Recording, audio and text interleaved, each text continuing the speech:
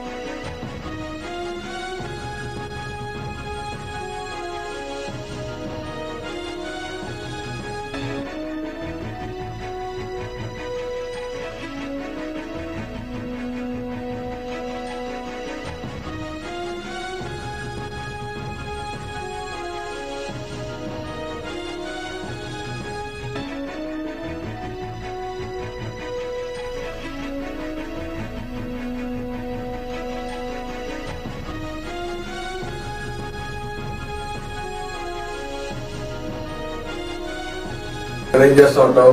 పిల్లలతో ఉంటానండి. కొడుకులు ఉండరు కదా, అక్కడే ఉంటాను. చూసుకుంటావు? ఏమన్నా ఇక్కడ నాకు పని అంటే నేను ఇక్కడే ఉంటాను. గవర్నమెంట్ ఫ్యాక్టరీ మరొకసారి open Indian designs next month open చేస్తాం. మీరున్నప్పుడే పర్మిషన్ అంతా ఇచ్చింటారు. 5 ఏళ్ళు డబ్బులు డిమాండ్ చేసి ఎమ్మెల్యే ఓపెన్ చేపిస్తాం. మేము పోయి కలిసి ఓపెన్ చేపిస్తాం. Indian garment factory sir, Indian design. Javed అని మీకు బాగా క్లోజ్. Indian designs garments limited.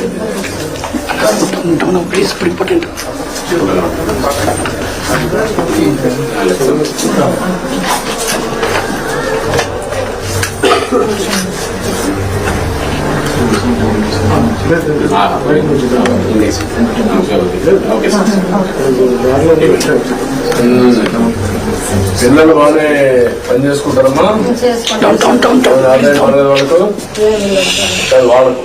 వాళ్ళకు వాళ్ళ పనులు వాళ్ళు చేసుకుంటారు సార్. మాకే ఏమి ఓకే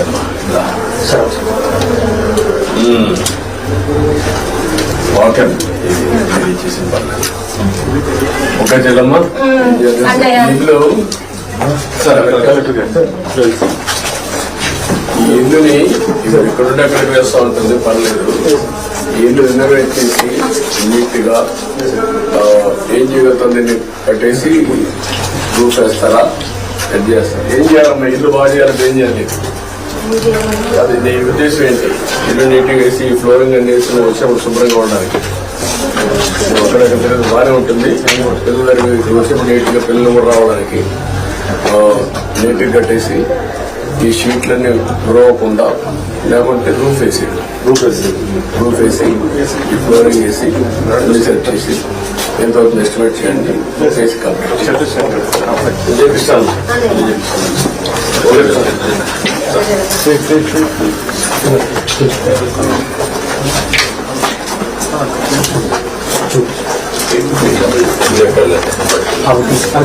డబ్బులు తీసుకోండి.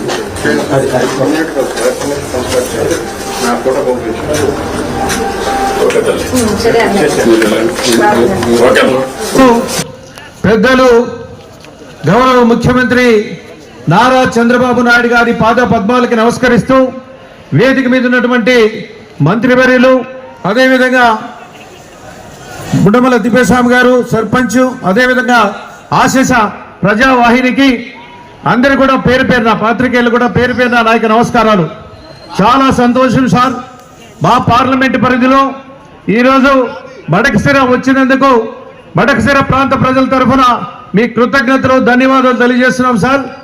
ఇప్పుడు రాజు గారు చెప్పినట్టు మేమంతా కూడా పార్లమెంట్ అసెంబ్లీ ఎన్నికల్లో ఇక్కడ హామీ ఇచ్చాం సార్. రేపు ప్రభుత్వం తప్పనిసరిగా వస్తుంది, ఈ ప్రాంతానికి సాగునీరు తీసుకొని వస్తాం, త్రాగునీరు ఇస్తామని హామీలు కూడా మీ తరఫున మేము ఇచ్చాం సార్. అవన్నీ కూడా నెరవేర్చాల్సినటువంటి అవసరం ఉంది సార్. అదేవిధంగా ఈ ప్రాంతంలో ఒక్క తోటలు ఎక్కువ పెట్టుకుంటారు సార్, ఒక్క తోటలు ఎక్కువ ఉంటాయి సార్ పంటలు. అదేవిధంగా ఇక్కడ సిరికల్చర్ అనేది కూడా ఇవి ఎక్కువగా ఉంటుంది సార్. ఇక్కడ ఒక ప్రాబ్లం ఉంది సార్. స్టేట్ గవర్నమెంట్ మన ప్రభుత్వ హయాంలో 3 లక్షల రూపాయలు మనం ఇస్తే కేంద్ర ప్రభుత్వం కూడా ఎన్ఆర్జీఎస్ కింద 3 లక్షలు అంటే 6 లక్షలు ఇచ్చేవాళ్ళు సార్. ఇప్పుడు రేట్లన్నీ పెరిగిపోయినాయి కాబట్టి దాదాపుగా 20 లక్షల రూపాయలు అవుతుంది సార్ షెడ్ కట్టాలంటే. అదేవిధంగా ఇంకొకటి ఏమంటే ఒక గైడ్ లైన్స్ అనేవి చాలా విచిత్రంగా ఉన్నాయి సార్. అవంతా కూడా పొలాల్లోనే ఈరోజు మల్బరీ షెడ్స్ కట్టమంటాం అంటే చాలా ప్రాబ్లంగా ఉంటుంది సార్. ఇప్పుడు భార్యాభర్తలు ఇద్దరుంటే భర్త ఎక్కడైనా పోతే తోటలో ఉంటే ఒక మహిళ ఉండేదానికి కూడా చాలా ప్రాబ్లంగా ఉంది. కాబట్టి అది గైడ్ లైన్స్ కూడా మార్చాలి సార్. తర్వాత జిగ్ షీట్లు మాత్రమే వేసుకోవాలని చెప్తున్నారు సార్. అది పక్కాగా కట్టుకునే అవకాశం ఉంటే పక్కా, లేకపోతే తీరు బండి వేసుకునే అవకాశం కూడా వెసులుబాటు ఇస్తే మా రైతులందరూ కూడా సంతోషపడతారు, ఈ ప్రాంత ప్రజలంతా కూడా సంతోషపడతారు సార్. తప్పకుండా. అదేవిధంగా మాకు ఒక నేషనల్ హైవే సార్. ఇప్పుడు మాకు నేషనల్ హైవే ఇప్పుడు మాకు అనంతపురం బెంగళూరు హైవే నుండి ఇక్కడికి దాదాపు హిరియూరుకి టచ్ అయ్యే విధంగా ఒక 4 లైన్ రోడ్డు తీసుకొని వస్తే మాకు ఇప్పుడు దాదాపుగా పెనుగొండ మడకశిర మీదుగా రాత్రిపాటు దాదాపు 2-3 వేల లారీలు పోతాయి సార్. అది కేరళ ప్రాంతానికి సిమెంట్ లారీలను వెళ్తుంటాయి సార్. చాలా ట్రాఫిక్ కూడా ఉంటుంది సార్. కాబట్టి ఇవన్నీ కూడా తప్పనిసరిగా మంజూరు చేయాలని ఈ సందర్భంగా కోరుకుంటూ సెలవు తీసుకుంటాం. Thank you. ఈ రోజు మిమ్మల్ని అందరినీ చూస్తా ఉంటే వర్షం పడతా ఉంది, కుర్చీలే గొడుగులైనాయి, ఎవరు కదలడం లేదు. ఇది చూస్తే మా బాధ్యత పెరుగుతా ఉంది. ఎంత చేసినా మీ రుణం తీర్చుకోలేము. కానీ ఒకటే నేను కోరుతున్నా, పేదరికం లేని సమాజాన్ని నిర్మాణం చేస్తాం. నేను ఏ పని చేసినా మీకోసమే ఆలోచిస్తా, పేదవాడి కోసమే ఆలోచిస్తా. రెండోది, నేను ఏ ఒక్కరి వాడిని కాదు, మీ అందరి వాడిని.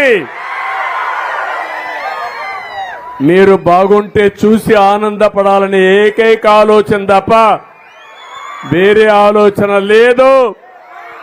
సంపద సృష్టిస్తాం, పేదరికం నిర్మూలన చేస్తాం, మా తమ్ముళ్ళని ప్రపంచంలోని అగ్రస్థానంలో పెట్టే బాధ్యత తీసుకుంటాం, రైతులను ఆదుకుంటాం, పేదవాళ్ళకు అండగా ఉంటాం, మా ఆడబిడ్డలకు కూడా న్యాయం చేసే బాధ్యత తీసుకుంటానని మరొక్కసారి అందరికి హామీ ఇస్తూ,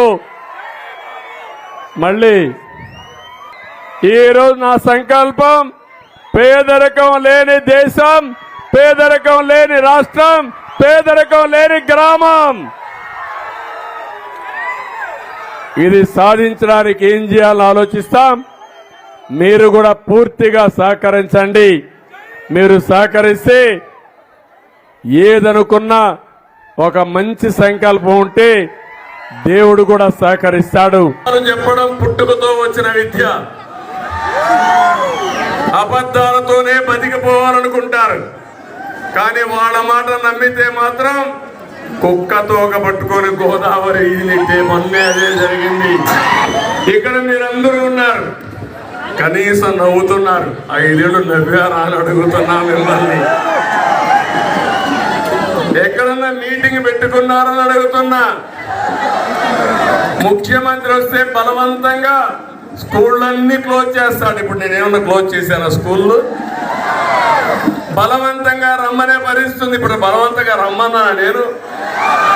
మీరు స్వచ్ఛందంగా వచ్చారా లేదా అని మిమ్మల్ని అడుగుతున్నా. అంటే ఒక ముఖ్యమంత్రి అనే వ్యక్తి బలవంతంగా ఇంటికి ఒకరు రావాలంట. ఆయన రాజు కాబట్టి ఆ రాజును చూడడానికి.